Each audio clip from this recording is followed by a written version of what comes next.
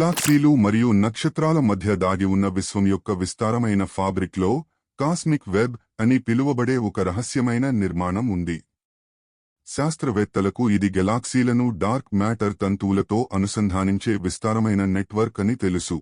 అయితే ఈ వెబ్లో మనం ఊహించగలిగే ఏ జీవి కంటే చాలా పాత మరియు అపరిచిత రహస్యాలు ఉన్నాయని శాస్త్రీయ సమాజంలో గుసగుసలు ఉన్నాయి. ఈ కథ విశ్వ చరిత్ర యొక్క పొగమంచులో కోల్పోయిన పురాతన నాగరికతతో ప్రారంభమవుతుంది. భూమి ఏర్పడటానికి చాలా కాలం ముందు, మన గెలాక్సీ ఉనికిలోకి రాకముందే, తమను తాము వాస్తుశిల్పులు అని పిలిచే జీవులు ఉన్నాయి. ఈ వాస్తుశిల్పులు సాధారణ జీవిత రూపాలు కాదు. అవి స్వచ్ఛమైన శక్తికి సంబంధించినవి, కాంతి సంవత్సరాల అంతటా విస్తరించి కాల పరిమితులకు మించి ఉన్నాయి. వారి జీవితకాలం బిలియన్ల సంవత్సరాల పాటు విస్తరించవచ్చు మరియు అవి అంతరిక్షం యొక్క బట్టను వంచడం ద్వారా విశ్వం గుండా ప్రయాణించగలవు.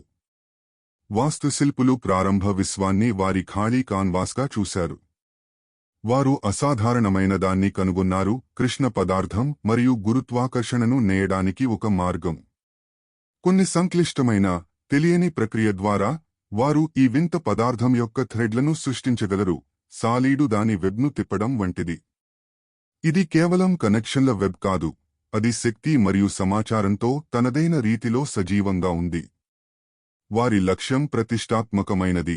సార్వత్రిక మ్యాప్ను రూపొందించడం, ప్రతి గెలాక్సీని నోడ్స్ వంటి భారీ, నక్షత్రమండలాల మధ్య ఉన్న నెట్వర్క్లో కనెక్ట్ చేయడం. ఈ వెబ్ ద్వారా జ్ఞానాన్ని అనూహ్యమైన దూరాలలో పంచుకోవచ్చు.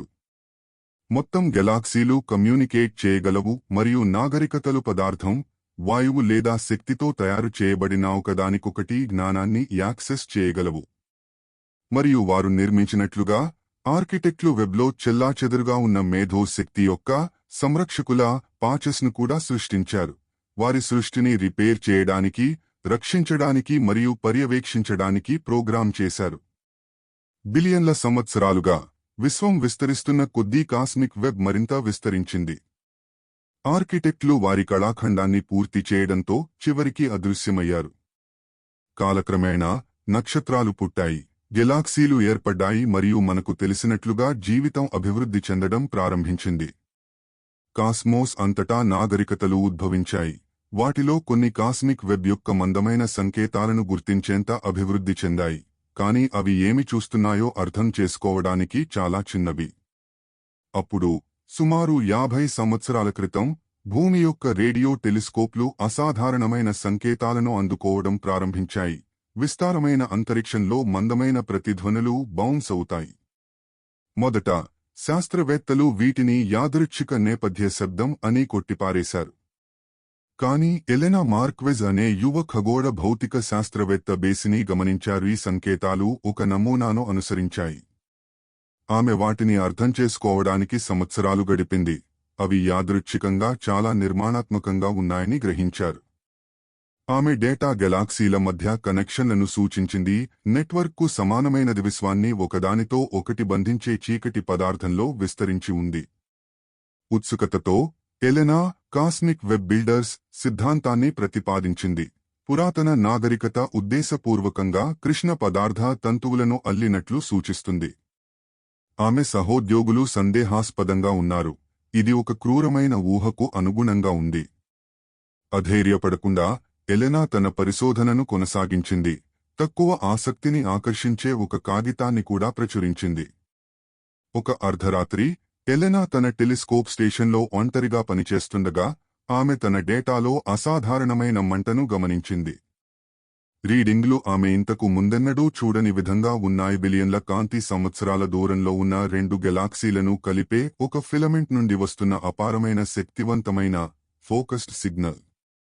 కొన్ని సంవత్సరాల నిశ్శబ్దం తర్వాత ఏదో ఆన్లైన్కి వస్తున్నట్లు సిగ్నల్ బలంగా మరియు బిగ్గరగా పెరిగింది. హడావిడిగా ఎలెనా తన పరిశోధనలను సురక్షిత నెట్వర్క్లోకి కోడ్ చేసింది, అన్నింటినీ డాక్యుమెంట్ చేయాలనే కోరికతో. ఆమె సంకేతాలను అధ్యయనం చేయడం కొనసాగించినప్పుడు ఒక విచిత్రమైన అవగాహన ఆమెపై కొట్టుకుపోయింది. సిగ్నల్ యాదృచ్ఛికంగా లేదు. ఇది ఒక సందేశం.